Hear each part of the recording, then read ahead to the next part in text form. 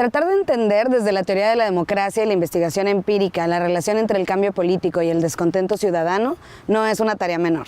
En un país como México se hace necesario el análisis minucioso de nuestro concepto de democracia y la relación con el Estado. Para ello, hoy en Diálogos desde la Frontera vamos a charlar sobre la democracia insuficiente, una de las más recientes publicaciones del Colegio de la Frontera Norte. Acompáñenme.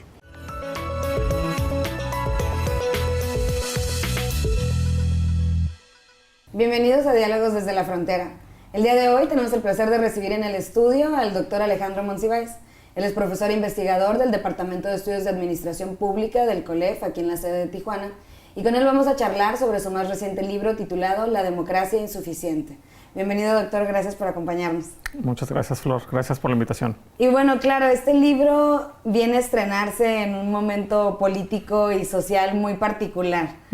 Entonces, de alguna manera también el título es bastante sugerente y bueno, aunque sabemos que existen las expectativas democráticas, también existe un gran descontento y en sus palabras también un cierto cinismo, ¿no?, al respecto de la democracia. ¿Por qué pasa esto?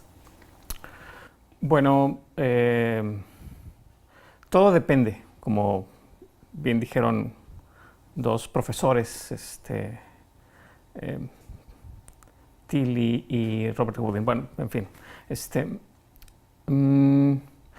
depende del contexto. Entonces, en este trabajo yo no estoy haciendo un estudio que hable acerca de las causas del descontento en general. Este es un estudio sobre el descontento político en México. Yo creo que no es difícil identificar los motivos por los cuales la ciudadanía en México está descontenta, enojada, frustrada, insatisfecha. Hay muchas razones. Uno voltea a ver las noticias, las calles, los servicios públicos, contempla el comportamiento de los políticos y encuentra muchas razones para entender que la gente esté muy disgustada. El punto en este libro es tratar de saber qué significa este descontento en el contexto de la transformación política en México y sobre todo que nos permite atisbar, entender de las posibilidades de un cambio democrático, de la profundización democrática desde el punto de vista de la ciudadanía. Es decir, hay una premisa, una hipótesis general que en general, digamos que en algunos casos se verifica más que en otros, pero el punto es que las instituciones y la cultura, los valores, las expectativas de las personas tienden a coincidir, tienden a mantenerse en equilibrio. Cuando hay un desfase, hay inestabilidad política. Cuando las instituciones son menos democráticas de lo que espera la ciudadanía demanda más democracia y se generan procesos, se desencadenan movimientos sociales, protestas, cambios institucionales que tienden a mover el sistema, el régimen, hacia un modelo más democrático. Y al revés también pasa. Cuando hay condiciones institucionales, digamos, en general, más democráticas, pero la cultura política es más... no es tan congruente con eso, puede tener diversas expresiones, puede ser muy, digamos, pícara, muy divertida en sí misma esa cultura política, como lo es la mexicana, pero en la medida en que es incongruente con el sistema institucional, tiende también a adaptar las instituciones a los valores y hábitos predominantes entre la población. De esa manera hay un proceso de inestabilidad en el sistema político. Entonces, en el caso de México, la pregunta era, bueno, ¿qué tanta democracia demanda la ciudadanía? O sea, la ciudadanía está muy descontenta, está muy insatisfecha. ¿Significa eso que las y los mexicanos tenemos claridad acerca del tipo de régimen que queremos, acerca del tipo de democracia que le estamos pidiendo al sistema político? Y en esa misma medida estamos descontentos e insatisfechos con lo que tenemos, o ¿qué es lo que pasa? Bueno, en parte Esa es una parte esa es parte del estudio, exactamente. Claro, y bueno, lo que también por ahí estaba viendo es que pensando simplemente la democracia como un concepto a lo mejor muy abstracto para la mayoría de las personas, podemos saber que en la teoría existe, hay grandes estudios al respecto, a lo mejor hay grandes ejemplos, pero en la práctica... Sí, quisiera señalar, sobre el concepto de democracia, me gustaría señalar una importante paradoja. Se supone que la democracia es una forma de gobierno que es congruente con la igualdad, el reconocimiento de la igualdad política y social, civil de las personas, ¿no? En esa misma medida se espera que los ciudadanos nos apropiemos de la democracia porque, digamos, es lo que responde a ese reconocimiento de que somos iguales en tanto ciudadanos, ¿no? Con todas las matices que puede haber acerca de qué significa la igualdad y la equidad y todo eso, y la inclusión. La paradoja surge en el momento en que cuando uno se adentra en el debate acerca de qué significa realmente democracia, bueno, pues tiene que tiene que profesionalizarse en eso. Hay un campo, que es la teoría política, la ciencia política, donde la gente se especializa en discutir qué es la democracia. Y de esa manera se produce una ruptura. Entonces, el conocimiento que debería ser de sentido común, un aspecto que debería ser compartido por todas y todos, en general, que debería serlo, también se caracteriza por un alto grado de especialización, de tal manera que solamente los especialistas entienden la jerga acerca de qué es la democracia, ¿no? Entonces, exacto, uno tiende a juzgar lo que opina la gente acerca de la democracia en la medida en que uno tiene una concepción específica de este concepto, de este régimen. Exacto, vamos a hacer una pequeña pausa y regresamos a seguir hablando del tema de la democracia. Estamos en Diálogos desde la Frontera, no se vayan. Bienvenidos de regreso a Diálogos desde la Frontera y estamos platicando con el doctor Alejandro Monsiváis, quien recientemente ha publicado un libro que se llama La democracia insuficiente, y justamente de eso estábamos hablando antes del corte, de la paradoja de la democracia y de cómo este concepto pues se vuelve también como solo de un sector de la población que pues tiene todos los conocimientos al respecto. ¿Algo más que nos quiera decir esa parte? Sí, quería cerrar un poco esa idea. A lo que quería llegar es que necesitamos, como analistas, encontrar salida de esta tensión o de esta paradoja entre la forma en que la ciudadanía se apropia de la noción de democracia y todos los debates que hay al interior entre los especialistas, entre los teóricos de la democracia. Entonces, un objetivo que persigo en este trabajo es reconstruir un sentido o un concepto de la democracia con base en lo que se sabe, en lo que discuten los filósofos y los teóricos, que sea congruente con una idea correcta en términos analíticos, lógicos, conceptuales, pero que también sea intuitivamente sensible o efectiva para la difusión pública y social de esta idea.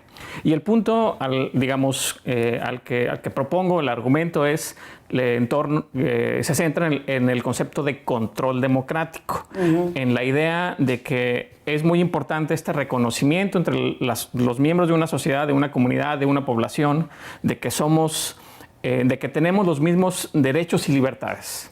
En última instancia, la democracia puede ser vista como eso, como un conjunto de derechos y de libertades de autogobierno de una sociedad, de lo cual se desprende una idea de un régimen que tiene que ser congruente con eso, con un sistema institucional que tiene que hacer vigentes y efectivas esas libertades y esos derechos, para que todos participamos. Participar de ellos, claro. Exactamente. Y bueno, también en el caso de México sabemos que, bueno, desde el año 2000, pues ha quedado de manifiesto que las elecciones cumplen una función.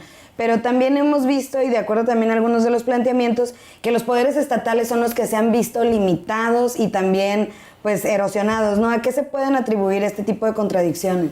Bueno, parte del argumento de este trabajo es que es importante tener claridad acerca de qué esperamos o qué le podemos pedir a la democracia como un ideal político para las sociedades contemporáneas, pero también es importante entender las rutas que nos llevan a eso. Y las rutas que nos llevan a eso son muy digamos, no solamente diferentes, sino que contingentes. No se desprenden de la teoría, sino que se desprenden de la observación y de la investigación. Y en ese sentido, recientemente se ha descubierto, o digamos, los analistas han llegado a la conclusión de que hasta hace 20 años, 15 años, pensábamos que la democracia venía en paquete, que cuando había una transición hacia la democracia, ¡paz!, se instalaba y funcionaba todo bien. Se apropiaba, sí, exactamente, exactamente. De él. Sin embargo, eso no pasa. Y hay tres componentes que son fundamentales. Uno, un poder estatal capaz de, como dice la definición clásica, tener un control legítimo sobre la violencia en el territorio. Es decir, que quien tiene el poder estatal tiene la capacidad de gobernar, de imponerse, de ejercer autoridad y poder. El segundo componente es el de la legalidad, el del Estado de Derecho, de tal manera que ese poder no sea arbitrario, sino que tenga un fundamento en una autoridad pública que respeta derechos y garantías. Estos dos aspectos, el poder estatal y el Estado de Derecho, son indispensables para que funcione el régimen democrático, que es un sistema de control y de rendición de cuentas de quienes gobiernan hacia la población, hacia los ciudadanos que tienen derechos. En México se construyó un sistema tal que permite, de manera imperfecta, pero efectiva, que el régimen le dé, digamos, que los derechos políticos de los ciudadanos se reconozcan y se respeten. Por eso hay elecciones y por eso están los tribunales y los órganos administrativos como el INE, los OPLES, etc. Sin embargo, los otros dos componentes, los otros dos pilares, el Estado de Derecho y el poder estatal, la capacidad estatal, están sumamente precarios, en una situación sumamente precaria. En buena medida porque somos herederos de una tradición de concentración de poder político en el viejo régimen, que le llaman el viejo régimen priista, en los viejos y buenos tiempos del PRI. Había capacidad de control territorial, pero era, digamos, político, era a través de una fuerte dosis de reglas informales, de tal manera que en México la construcción de una administración pública imparcial, eficiente, meritocrática, que penetra en todas las zonas, en todas las áreas del territorio, nunca se construyó plenamente. Entonces hay áreas del país en las cuales hoy en día gobiernan poderes fácticos, gobierna el narco, gobierna exactamente, gobiernan empresarios que tienen paramilitares, sí, en fin, o sea, hay muchos agujeros en la capacidad que tiene el Estado de gobernar sobre todo el territorio. Y parte también de esto de lo que comentabas, pues de que aunque existen estas leyes, aunque existe lo que conocemos también como el Estado de Derecho, también que tanto los ciudadanos nos apropiamos y realmente nos sentimos sujetos de esos derechos. Pero bueno, vamos a hacer otra pausa y regresamos a seguir platicando aquí en Diálogos desde la Frontera. No se vayan. Bienvenidos de regreso a Diálogos desde la Frontera. Doctor, otro de los puntos centrales en este tema de la democracia y nuestro sistema de gobierno tiene que ver con el sistema electoral, que muchos lo han criticado, muchos especialistas, porque consideran que incentiva comportamientos oportunistas y bueno, también otros especialistas en el tema han dicho que mientras esto no cambie, poco o nada se puede hacer para realmente tener una transformación democrática en México. ¿Qué consideraciones tiene al respecto de esto y habla de esto en su libro? Sí, bueno, el tema del sistema electoral es medular, es un elemento nuclear de un funcionamiento óptimo de una democracia. El problema es que es una caja negra. Es decir, el tema de las instituciones y de los sistemas electorales tiene también un alto grado de especialización. Y lo que hemos aprendido en general es que distintas reglas producen distintos resultados, por una parte. Por otra parte, también hemos aprendido, digamos, a lo largo de la investigación en este campo, que las reglas las definen los que son sujetos de ellas, o los que están sometidos a ellas. Entonces, de ahí, el balance de fuerzas, del equilibrio de poderes entre los actores que están definiendo un régimen electoral, se va a desprender digamos, un equilibrio tal que tenderá a ser congruente con esas fuerzas. Es decir, la gente construye instituciones de tal manera que la beneficie. ¿no? Y se supone que en una democracia las instituciones políticas, las instituciones representativas, concretamente como quiénes pueden ser candidatos, quiénes pueden formar partidos políticos, cuándo hay elecciones, quiénes se eligen en las elecciones, cómo se convierten los votos en escaños, todo eso. Bueno, son temas muy importantes y se asume que se definen desde un punto de vista neutral e imparcial, ¿no? O sea, uno supone que en algún momento se pone entre paréntesis todos los intereses particulares y entonces los constituyentes o los políticos, los legisladores que definen las instituciones toman en cuenta los intereses comunes y demás, y entonces llegan con el sistema electoral perfecto, ¿no? Ideal para todas y todos los ciudadanos, que todos tengan las mismas oportunidades y demás. Sin embargo, eso casi nunca pasa. Exactamente es lo que iba a decir. Eso es algo que me suena muy de libro teórico. Eso es bueno como un ejercicio analítico. Y un ejemplo, un caso muy ilustrativo de que eso casi nunca pasa es México. En México, las reglas electorales han estado siempre definidas para beneficio de quienes tienen el poder. El PRI, el Partido Revolucionario Institucional, que gobernó durante muchos años, inventó un sistema sofisticadísimo de reglas formales e informales que le permitían ser un partido dominante, arrasar en las elecciones. Y que hasta la fecha, ¿qué tanto se ha cambiado ese sistema que implementaron? Predomina en gran medida, porque la democratización en México, la transformación democrática en México, permitió la existencia de elecciones competitivas, abiertas. Tenemos un problema hoy en día con temas de regulación del financiamiento legal e ilegal en las elecciones. Pero la parte medular del asunto también constituyó en la construcción de instituciones que le permitieron al entonces partido dominante no perder tanto. Exacto. De tal manera que si perdían las elecciones no fuera a tener una derrota definitiva. Y eso le dio entrada a nuevos jugadores, a nuevos partidos grandes, partidos chicos, de izquierda, de derecha, de todo tipo, partidos empresa, partidos que se acomodan a los intereses que más les convienen y demás, porque ese esquema en general beneficiaba a los que participaron de esta definición de las reglas. Se tendría que cambiar entonces sistema. Tendría que haber una reforma de fondo. Sí, así es. Y no quiero que se me acabe el tiempo, pero quiero preguntarle del tema de la ciudadanía, porque también creo que otro jugador súper importante es la ciudadanía en este tema del avance en la democracia. La ciudadanía es la pieza central de la democracia, ¿sí? Porque, digamos, es la entidad que se experimenta a nivel individual, pero que también constituye una comunidad que, digamos, es el sujeto de su propio gobierno. La democracia es una forma de autonomía política. Todos nos gobernamos conforme a lo que es mejor según todos consideramos, con criterios de decisión mayoritaria y demás.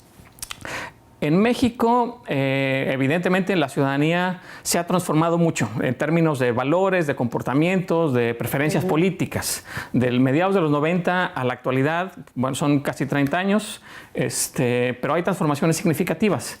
Y no todas estas transformaciones se han orientado hacia una consolidación de la preferencia por la democracia y de los valores democráticos. No debería extrañarnos. A fin de cuentas, nuestra historia como sistema político de los últimos 100 años, 50 años, 40 años, no es precisamente la historia de un sistema que le da valor a la ciudadanía como un ente jurídico, con derechos y con voz y voto, ¿no? Mujeres, indígenas, pobres, digamos.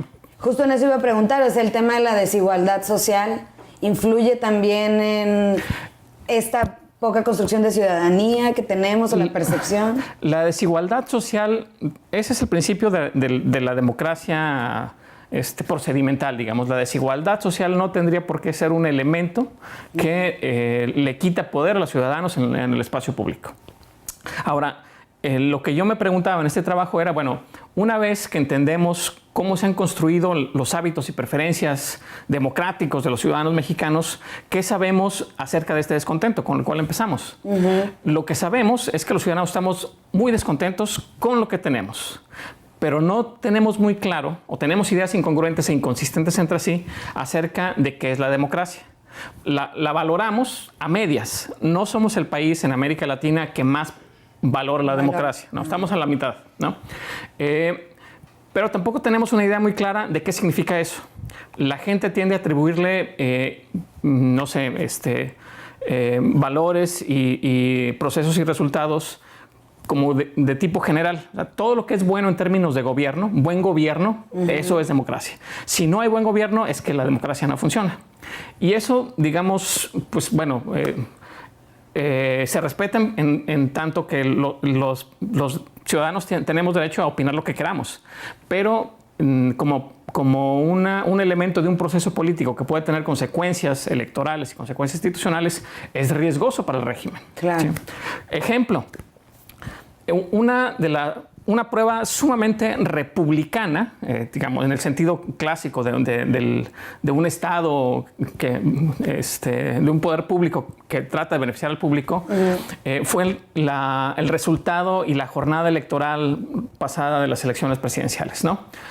Una votación sustantiva una parte sustantiva de la población salió a votar.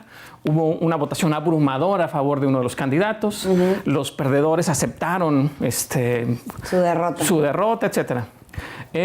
Lo que eso transmite, en principio, independientemente de las preferencias políticas electorales de cada quien, es que los votantes o el electorado estaba hasta la coronilla del sistema que conocemos.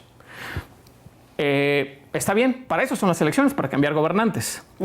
El riesgo que está presente en México, que está ilustrado como parte del argumento aquí, es que los ciudadanos podemos confundir el rechazo al régimen y al gobierno anterior con el rechazo a la democracia. Podemos sentir rechazo hacia la manera en cómo se comportan los diputados, hacia la forma en cómo se comportan los senadores, el presidente, los gobernantes municipales, y confundir eso con democracia. Okay. Tendemos también, en México hay una fuerza latente de, digamos, intolerancia hacia las opiniones divergentes, ¿no? Pero hay como, sí, o sea, yo como que lo veo también en términos de que pareciera un círculo vicioso. Es como, queremos cambiar al personaje, pero si no cambiamos el sistema que ha sido nada más como, ha cambiado de personaje al líder, pero también los ciudadanos no queremos como apropiarnos de todos estos conceptos, pues bueno, por eso es insuficiente. Es insuficiente, pero para cerrar muy brevemente, creo que es importante subrayar que las preferencias y valores de la ciudadanía no son suficientes para profundizar ni para erosionar la democracia. O sea, dependen de las circunstancias.